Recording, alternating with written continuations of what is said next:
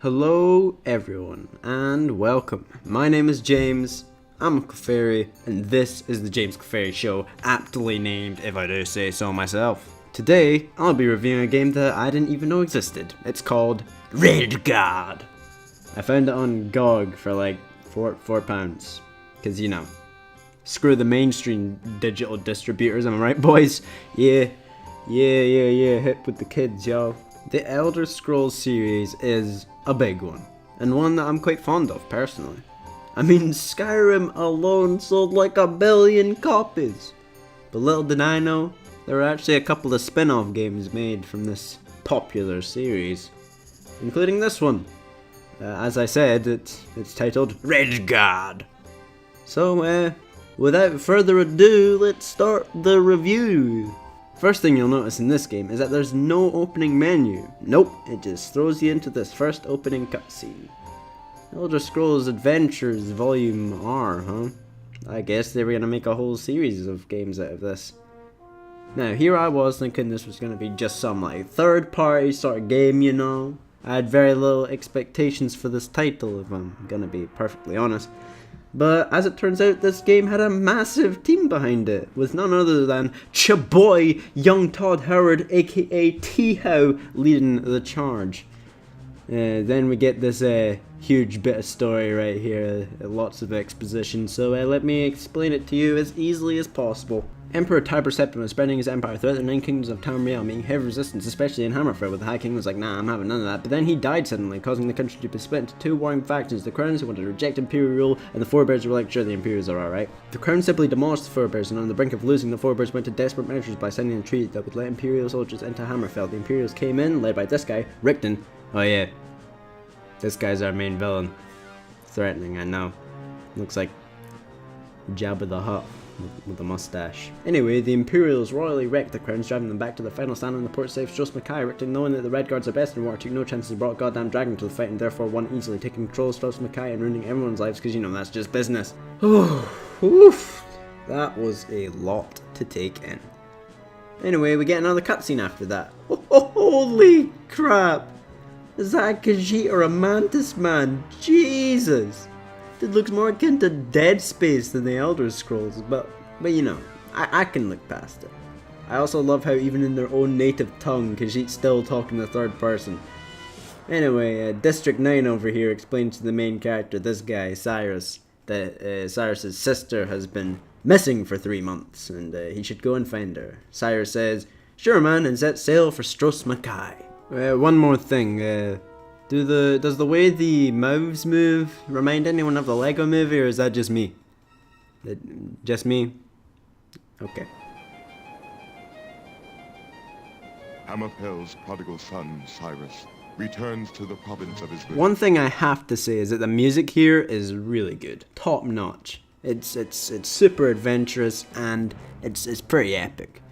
It is a shame that there are only like 6 songs in the entire game, and therefore they get on your nerves if you play for too long. But this is early doors, so the music is good. Give it a little tick right there, yeah. And also give a tick for the graphics, because I actually find them quite appealing, despite how aged they are. Oh my god, where did these guys come from? Were they just sitting in the water for ages waiting for a ship to pass? Gotta say, that's dedication. So these 2 handsome young sailor boys talk at you for a bit in hilarious fashion. Before him, The Restless League is claiming this cargo.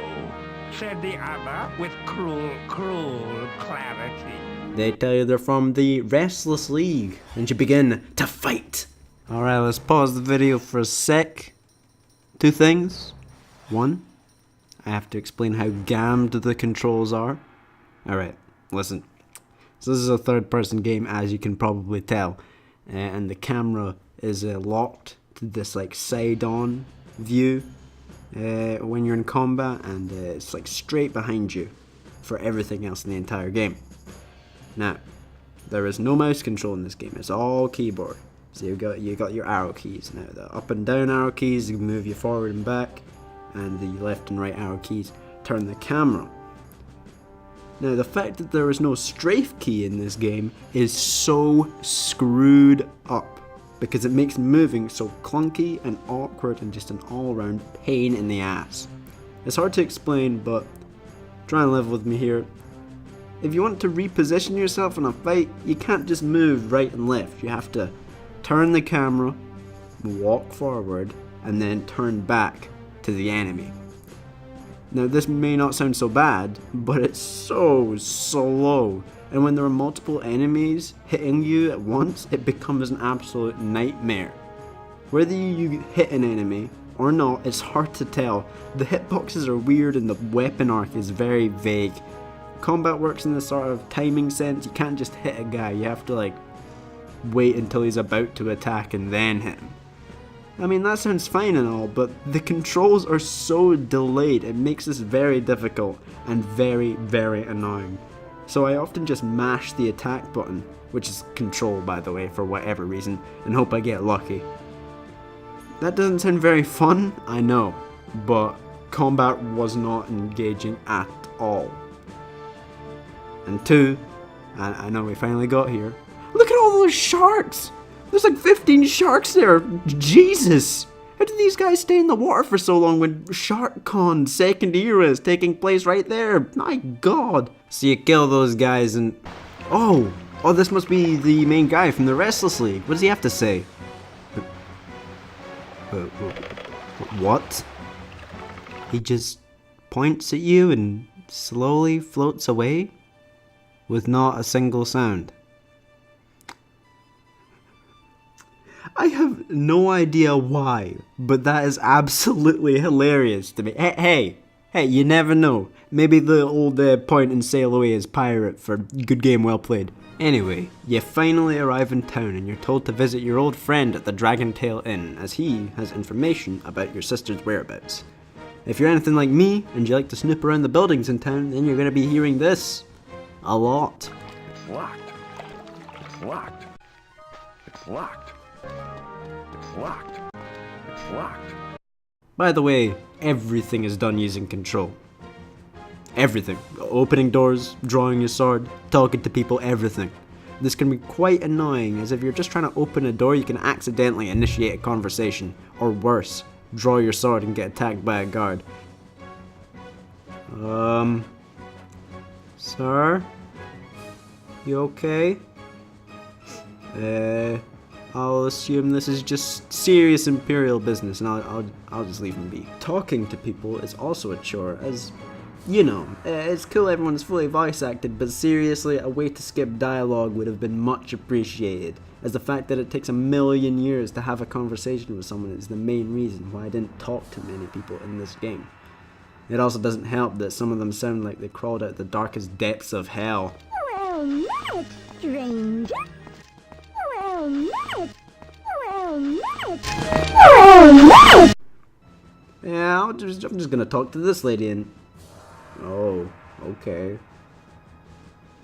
Anyway, I talked to this guy because he beckoned me over, and he gives me a job. Get this amulet from this guy and take it to the governor. He also says that people think this guy's a necromancer, but assures me that it's just a rumor. So, I look around the town for this necromancer guy who's totally not a necromancer, so I can get the amulet off of him, but I can't find him anywhere. So instead, I just go to the inn where I meet my old friend.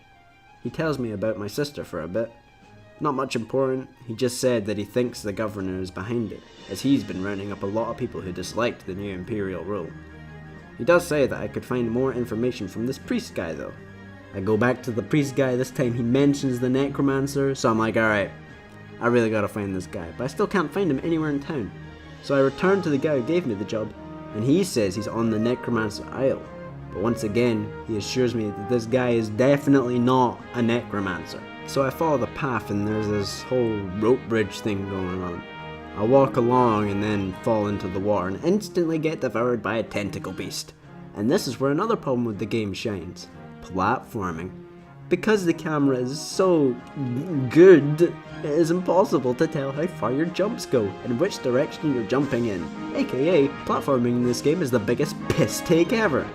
Top this off with randomly falling platforms and delayed controls again, and this is just a mess. It just isn't fun, and it goes on for so long. Also, when I came back to this place after dying, I noticed this guy at the corner of my eye. I went up to him, killed him, and he had a map of the island. An incredibly important item just on this random guy who you could easily miss. Lovely! Anyway, after what seems like an eternity, I finally got to the end of the platforming and... what the balls? Remember guys, it's just rumors, this guy is absolutely not a necromancer. So what skeletons rise out of the ground at his island? He's not a necromancer, it's just rumors. This island is actually really cool. All of the enemies are creepy and weird. Nah, stupid zombie. Can't kill me. Why can't I loot his corpse? Oh, he comes back, oh god. So what the pillars of his castle have skulls engraved onto the side? Dude's not a necromancer. Pull the lever, get the crowbar, open the door, climb the stairs, push the eyeball statue. We win. Oh. Oh, is that him? Is that... Dude, I'm sorry, guy, for calling you Jabba the Hutt. This guy literally is Jabba the Hutt. So what if he refers to himself as the necromancer of Stros Mackay? It's just rumors, he isn't a necromancer. Anyway, get the amulet, go back, do the platforming again. Go to the castle, talk to the governor. Lovely. Now, finally, face to face with the governor. Cyrus shows how much of a badass he is. This is not an audience, sir.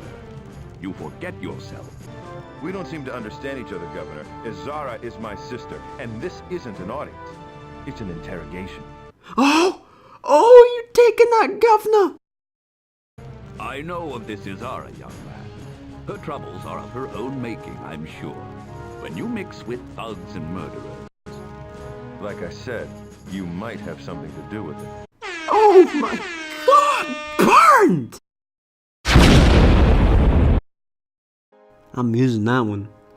Anyway, the governor reveals that he did not capture your sister and that she was involved in the Restless League. And despite your badassery during that conversation, you get thrown into a prison known as the Catacombs.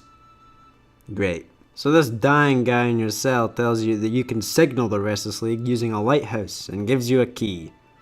I wonder what this key is for. Oh, of course. How could I have been so silly expecting it to open a door? This place is the worst. All of these guards take like 1,000,000 hits and deal tons of damage. But if you get past them, you get to this wonderful part. 3 doors. You step on 3 of the 4 platforms and a different door will open for each combination. So I'm making my way through, having a good time when I see this guy down the stairs. Knowing that this guy could and probably would kill me, I saved the game. Thank God for that, because I walked forward and fell into the lava! How could I have possibly known there was lava there without a controllable camera? That's bullcrap. Oh yeah, even if you know the pits are there, it doesn't make the jumps better. Still a pain in the ass because these broken controls. Well, whatever, there was a run at the end. The next door I went through was way more stressful as the platforms were so narrow I always felt I was going to fall off. There was another run at the end of that as well. The last door though. The last door. The last goddamn door. The platforming involved ropes. Ropes. Ropes. Ropes.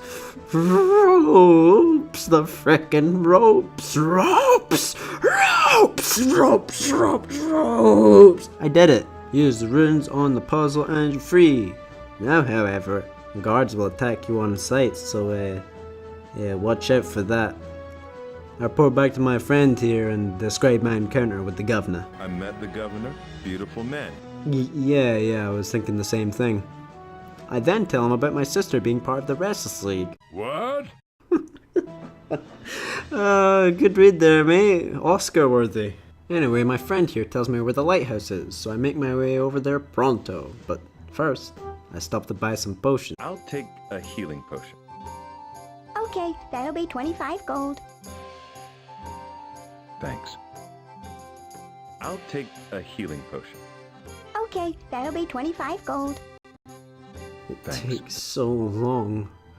Why does it take so long? You can't buy in bulk, you have to buy each item one at a time. It sucks.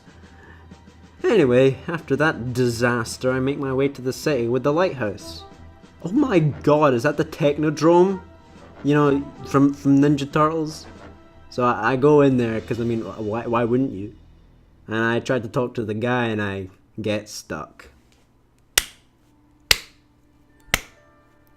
The game just broke.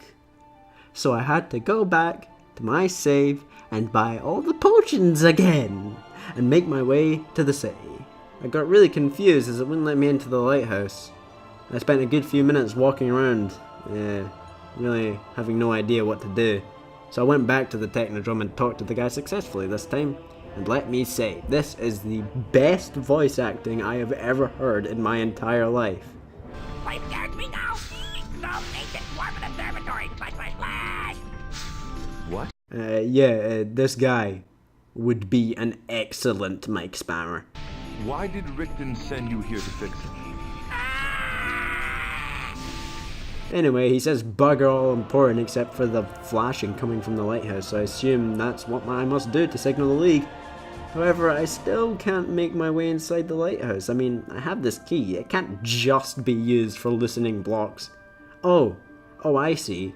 I had to select the key before opening the door. It wasn't enough just to have it. No, you've got to be kidding me. So I signal the League and this boat shows up. But this lady refuses to take me to her hideout. She demands proof. Proof of what? I don't know. She gives no specifics whatsoever, and at this point, I really had absolutely no idea what to do. So I googled what I was meant to do next, and as it turns out, I missed a hell of a lot of stuff, and did practically everything in the wrong order.